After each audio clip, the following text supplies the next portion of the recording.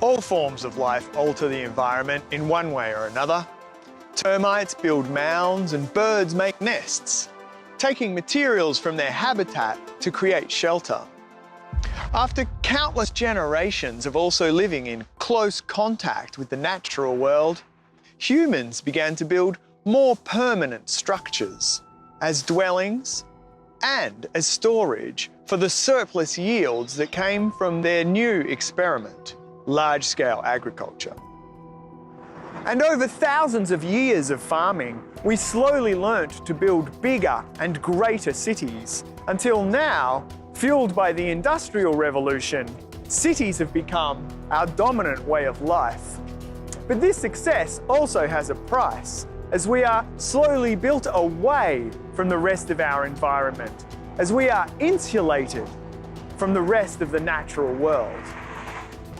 Ironically, due to the success of industrialised agriculture, we have now lost touch with the organic cycles of life and death and abundance and lack that have always been an integral part of biological life on this planet.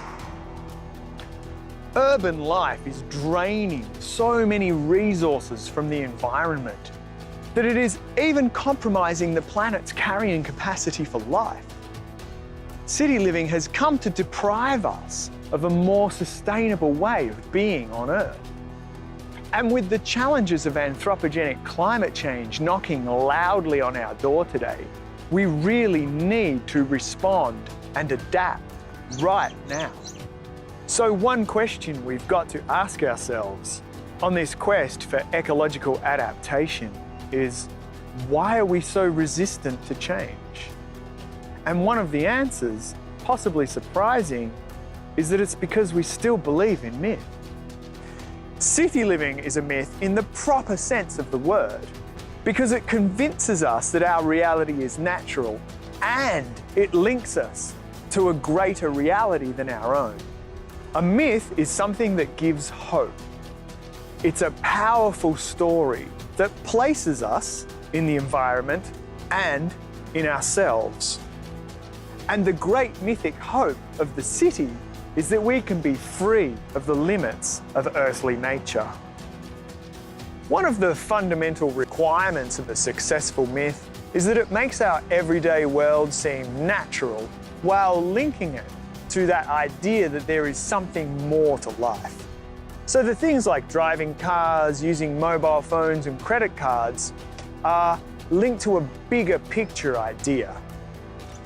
The City Living Nature Calling series celebrates our innate love of nature, as well as our modern way of life, and asks how we can better adapt to the limits of nature, how we can become better ecological citizens in an age of high technology.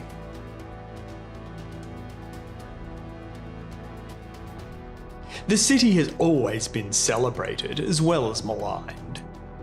In ancient Mesopotamian culture, citizens believed that their cities defined them apart from and above the hunters and semi-nomadic tribes of the surrounding deserts and mountains. In the 8,000 years or so since, cities have come to hold the majority of the world's population. So what makes them so attractive?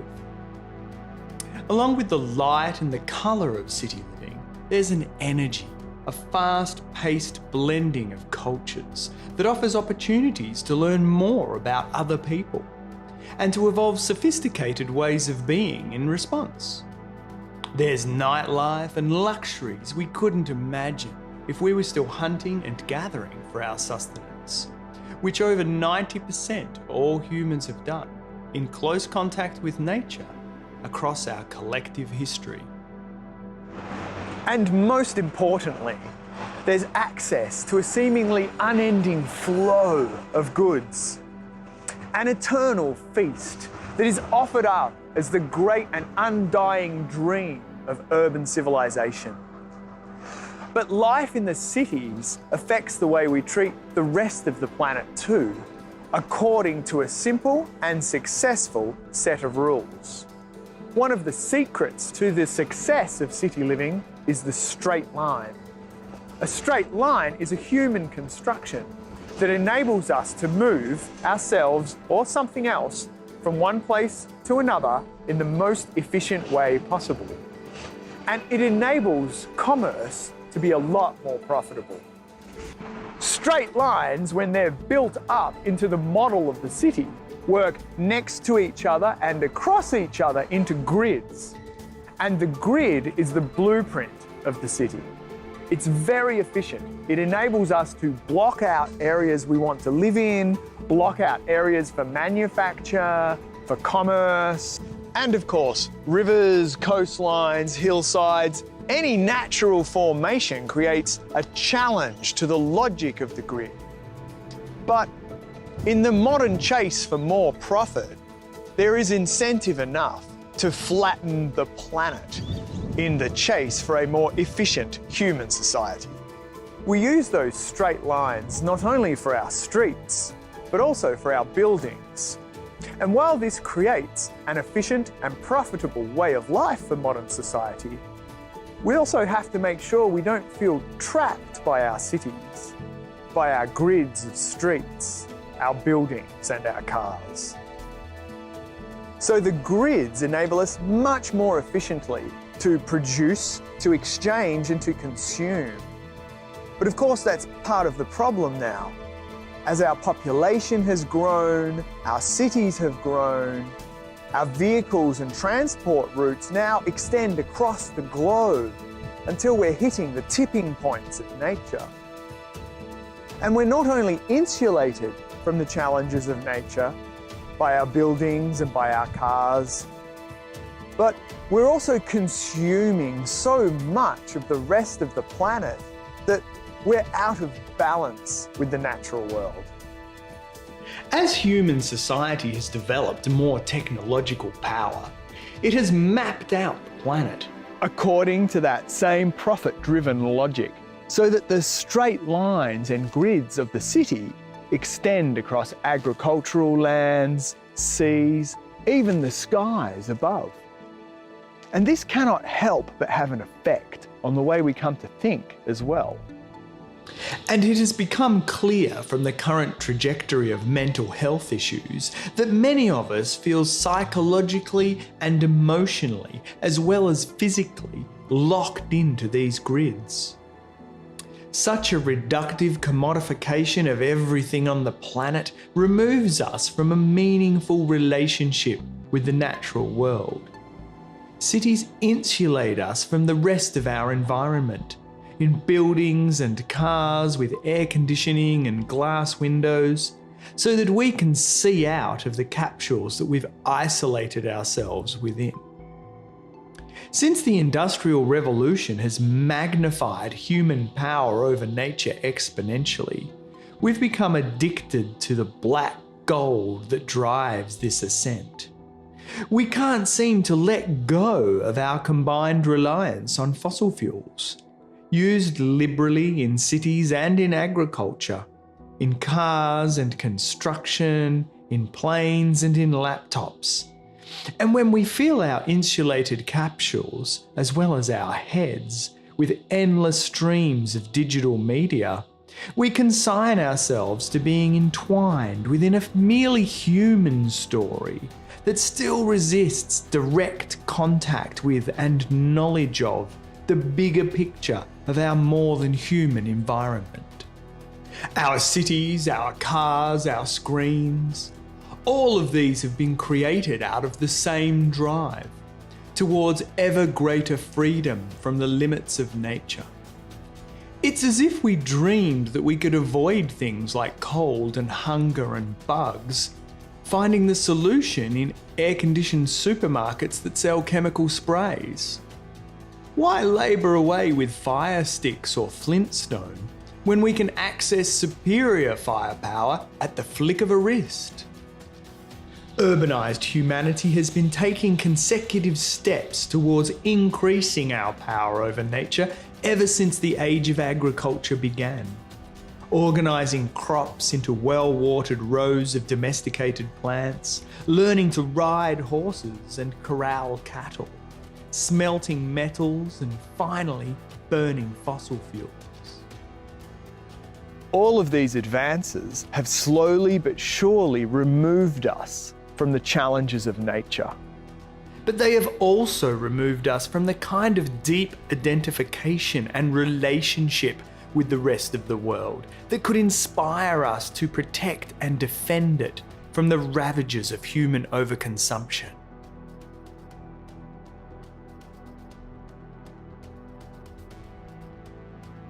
But right now, everything is changing as we enter the Anthropocene, which is a geological term for the current era. It indicates that humans are such a powerful force that we are literally changing the entire planetary system. Anthropos means of humanity, and it's also the root word of anthropogenic, which indicates that climate change is currently being driven by our actions.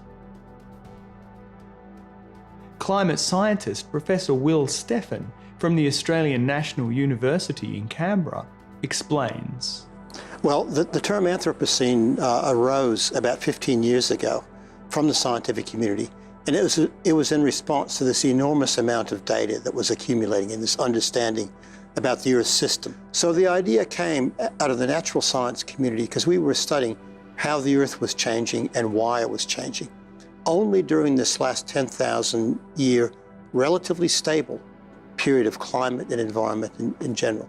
And that's important because that's the period in which humans have developed agriculture, villages, cities, and now the complex societies we exist in the 21st century.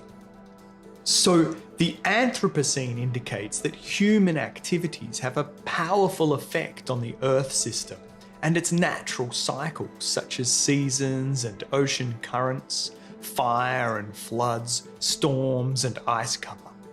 The Anthropocene replaces the Holocene, which was the last geological era, coming out of the Ice Age around 20,000 years ago. Will suggests that the Anthropocene includes all of us now, in the very future of the Earth and its biodiversity. And when we were looking at what we were finding, the data, the understanding and so on, we were saying, this doesn't look like the Holocene anymore. It goes back into the social science and humanities side, the governance side, the value systems that we have and so on. And it's interesting that this Anthropocene concept is now acting as something that brings all of that together, because just the term cannot separate humans from the whole Earth system. It brings it together in a very powerful way. We are part of nature, and we always were. But if we are to support a flourishing future, with stunning natural phenomena like the Great Barrier Reef and the Amazonian and other important rainforests intact, with healthy soils and fresh air and water available for all species, then we must put our merely human desires to one side for the greater cause of the biosphere. This is the bigger picture that can make our actions meaningful today. Resisting industries that promote the consumption of more carbon-heavy fossil fuels and acting instead on a more community-minded, eco-friendly scale. Professor Stephan continues. The Anthropocene has generated a discussion around this anthropocentric versus biosphere-centric view of the Earth.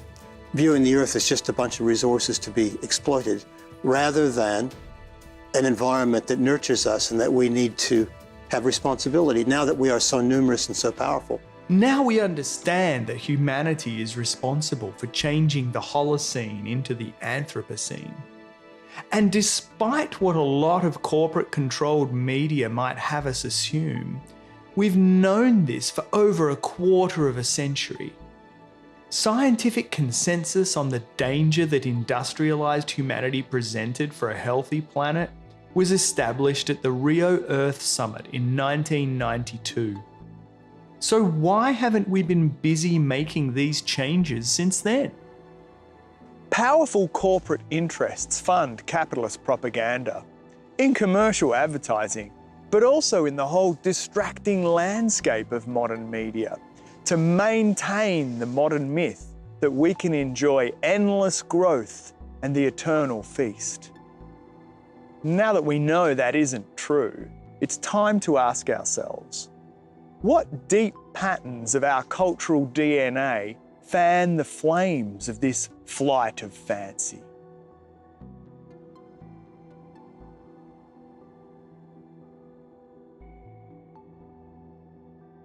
Since humanity's experiment with agriculture succeeded in producing higher yields consistently, the Earth began to be seen as a set of resources for our use.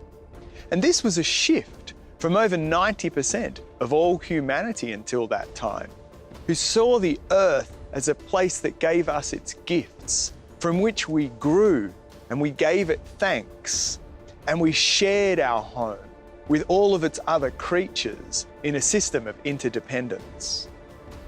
All animals and plants need sunlight, water, air and soil to give them life, and in this we are all equals. But then one very intelligent, perceptive, curious and inventive animal removes itself from that sacred whole to stand above the other elements, to manage them in a way that is profitable, to see the life around it as a set of resources, not a collective of other lives. And because this arrangement creates so much material profit, we are entrained to overlook what people have always known, that what we do to the earth, we do to ourselves. Now that lesson is being revisited upon us, as we look around in horror at what a mere few centuries of industrial society has done to our planetary home, and what it is about to do to us in return. This warning that the Earth is alive and responsive to our actions is itself a myth. But this is the situation that we find ourselves in as we change stories from an outmoded paradigm of laying waste to the planet in a chase for profit to a new, more eco-friendly scale of adaptation to the planet's carrying capacity for life. We can't help creating myths because we recognize that the universe lives through us, that we are connected to it in intimate and meaningful ways that go beyond what the rational mind can comprehend. We sense a higher order in the chaos of life and death every time we come through something that seems dark and crushing, yet ultimately leads to a rebirth, a fresh hope, or a revitalized sense of beauty. Finding meaning in the unending cycles of nature, even when they seem dangerous or deadly, is natural.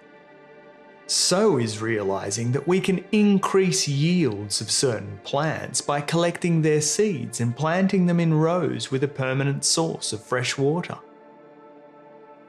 The early agriculturalists had stories for this, honouring the earth and giving thanks for good seasons, or growing through the challenges of living in close relationship with the natural world. Until recent times, the environmental damage done by agricultural civilizations was a localized phenomenon, silting up rivers here or extending a desert there. But when the Industrial Revolution exponentially increased our firepower, we quickly lost all sense that we were still working in partnership with the earth. Somehow, the combination of coal and the steam-driven engine eroded what was left of the medieval Christian mythology that we were stewards of God's good earth. The ravenous logic of the machine ensured that an alternative reading of Genesis, that we enjoyed dominion over dumb nature, would now hold sway. This attitude went hand in hand with the development of capitalism, which originally grew out of the logic of agriculture, that we can create profit by the sweat of our brow, and of course by the ingenuity of our inventions. If we want to find a myth that ties this all together though, we could shift our focus from the biblical roots of modern industry and look again at the Greeks. because their vision of Prometheus makes sense of firepower, even in the modern age, as both gift and threat. From pre-agricultural hunter-gatherer society to a sky filled with satellites and a space landing on Mars, Prometheus represents our fascination with fuel. As the genius of the psyche, Prometheus symbolises our love of invention and the risk of taking power into our own hands. The story of Prometheus explains the way we discovered and shared the secret of fire, which must have seemed as if it had come from the sacred realm of the gods to early humans. He is the genius of our own psyche, yet he suffers terribly too, being chained to a rock to have his liver eaten out by an eagle day in and day out for his temerity. Fire is a little miracle, giving warmth and light for cooking and socialising. We gravitate to it like primate moths to a flame, and the evolution of the way we have harnessed its power is long and slow until the modern age. Then, all of a sudden, after millennia of enjoying campfires and using oil lamps with a wick, we jump to seemingly safe, clean electricity in the home at the flick of a switch, almost overnight. NASA satellite imagery captures the way our planet looks at night now. We are lit up like 1,000 million campfires, each intensified by the Industrial Revolution and its coal-fired electricity. This beautiful luminescence is also terrifying, because it signifies a kind of monstrous force that is out of control. We've created an enormous factory of fire, a brilliant invention that is now our greatest threat. The way we light up our planet at night symbolises our fascination with burning fuels.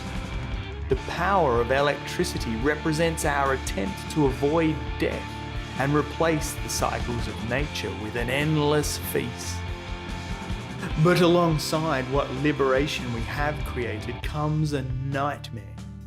And this was captured perfectly by Mary Wollstonecraft Shelley in 1818, when she published her fantastically successful Gothic novel Frankenstein, subtitled The Modern Prometheus. What did she mean by this? Like the great Greek demigod, Dr. Frankenstein set out to help humanity through the darkness of earthly life. With the newly discovered power of electricity, the monster he created was designed to show how modern science could cure any disease and even overcome death. But the poor doctor ends up being hounded to the ends of the earth by his ungodly creation. The success of Dr. Frankenstein's experiment turned upon him and became his worst nightmare. Are our great inventions likewise created to improve human life, now ruining everything? Combusting fossil fuels fires our machines into action as we chew through the earth, consuming everything in sight while we ride the oil and coal bubbles to the heights of modern civilization and all the creature comforts it has to offer. Anthropogenic climate change shows us the dark side of the mirror, as the fires we ignite heat the earth to increasingly uncomfortable degrees. In mythic history, technology is often associated with the abstract masculine realm of the sky, while nature is embodied in the feminine, pictured as Mother Earth. Dr. Frankenstein's daring efforts stole from both realms, as he channeled the power of lightning from the sky to give birth to his monster, thereby also appropriating the role of reproduction from woman's womb to the laboratory. According to modern science and medicine, nature remains in its archaic form, feminine and passive, providing us with the raw materials for our very masculine form of human genius.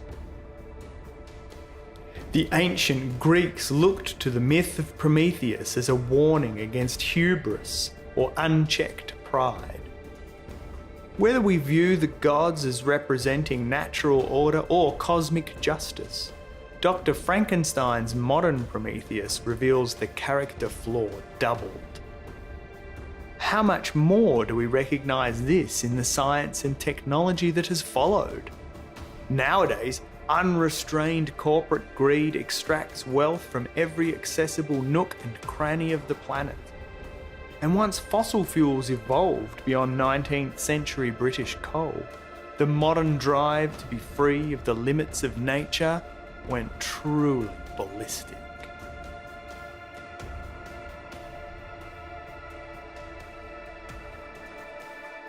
The spirit of freedom has come in many mythic symbols across the ages, from the proud eagle roaming the skies to wild horses galloping across the plains.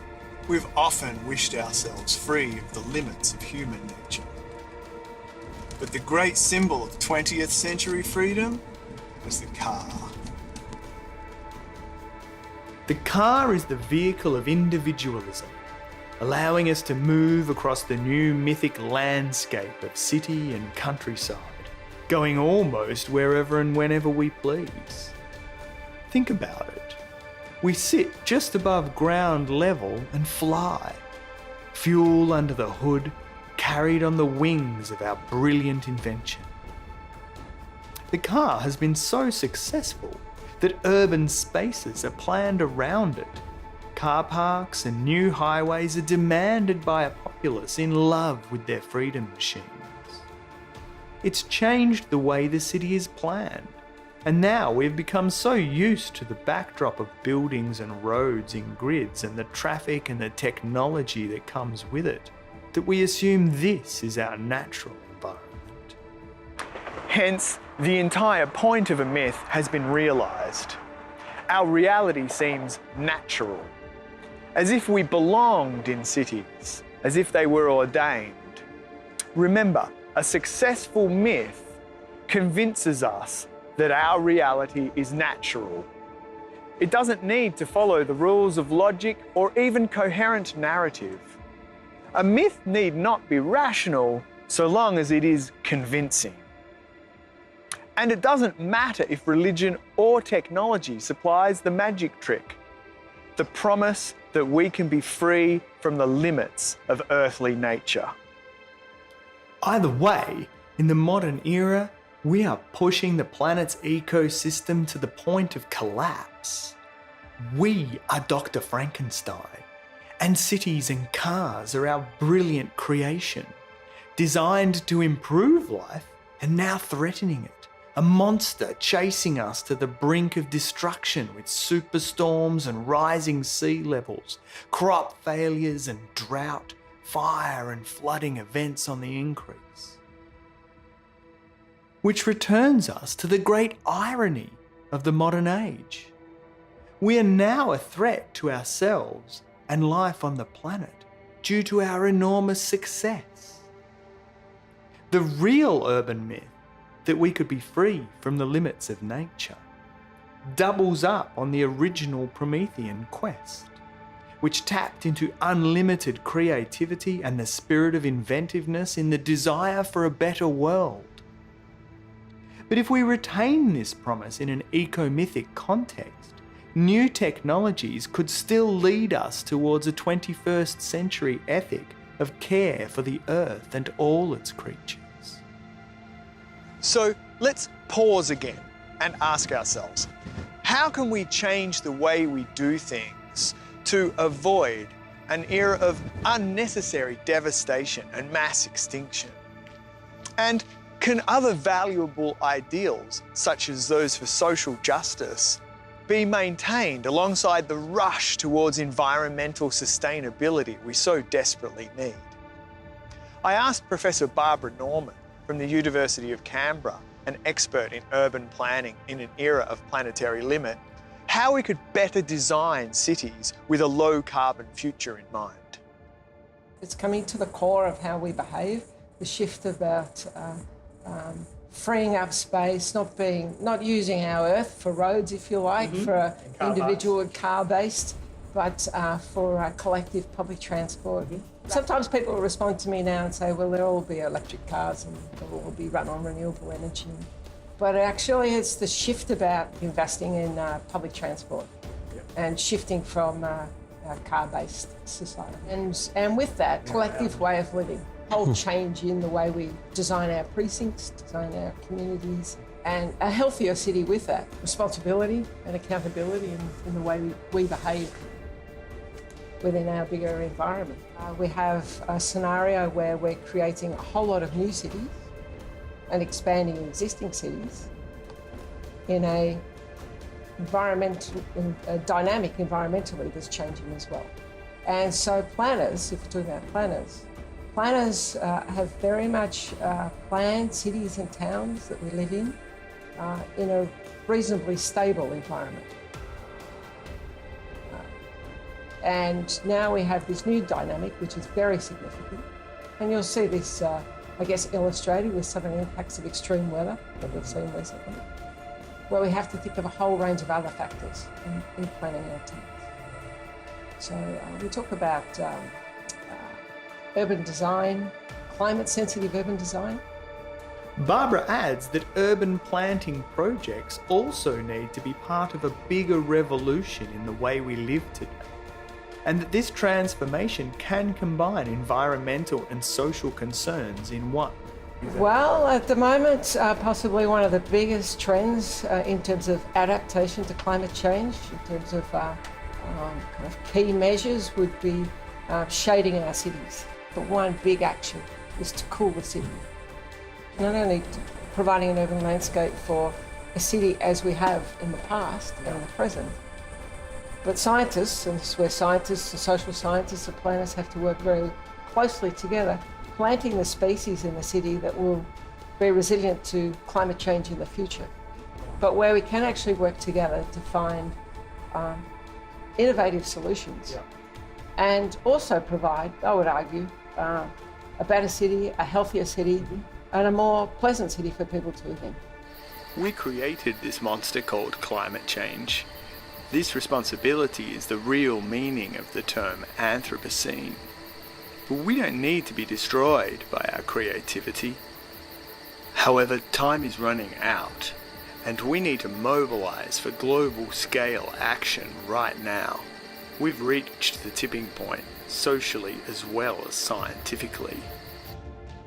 As Bill McKibben tirelessly points out, the maths of 350 parts per million carbon in the atmosphere is beyond cultural differences.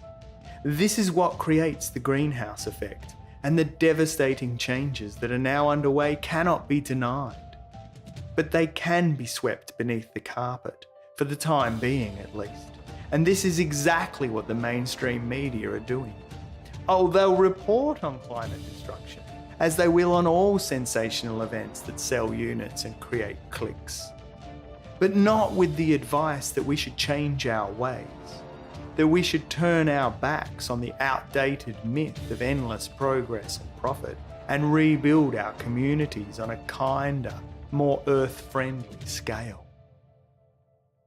Prometheus was a brilliant thief who stole firepower from the gods for our purposes and suffered the consequences on our behalf. But the ancient Greeks who honoured him were already devoted to their polis or city and looked down upon the pagans or countryside dwellers, just as the ancient Mesopotamians before them believed themselves to be more sophisticated in their urban way of life than the barbarians beyond the city walls.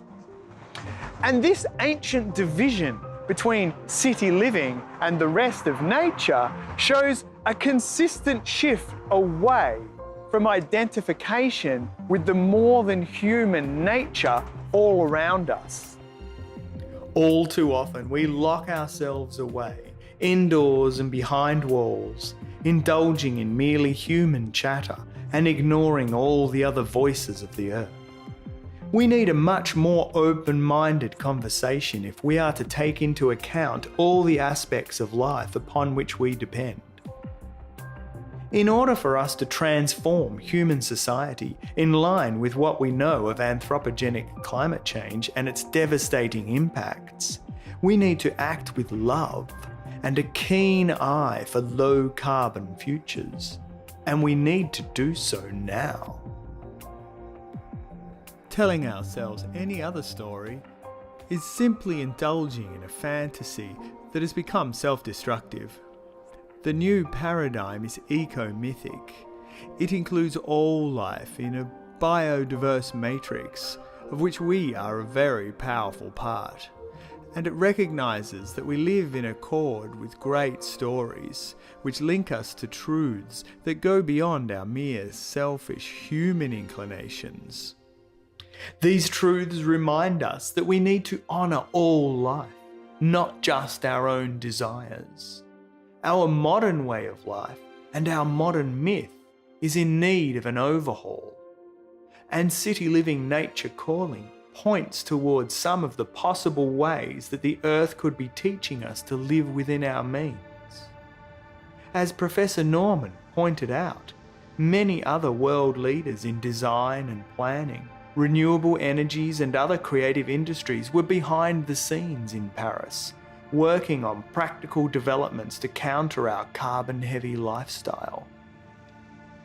So we need to tell these positive stories. Yes. And it's a bit like what I say about COP21 and the innovation. You need to tell these positive stories so that people can understand. I actually really believe this is a long-term plan. If people see real practical examples where things have been successful, then they'll go, oh, we can do that. Just as we need to retain our love of inventiveness and technological prowess, and just as we need to listen to climate scientists and urban planners, as we've done in this episode, we also need to listen to the cultural leaders from the oldest living traditions on Earth.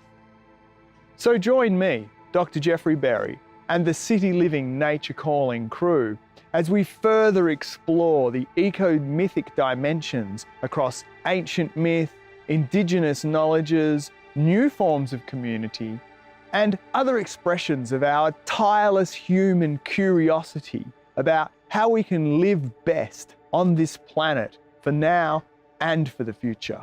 Can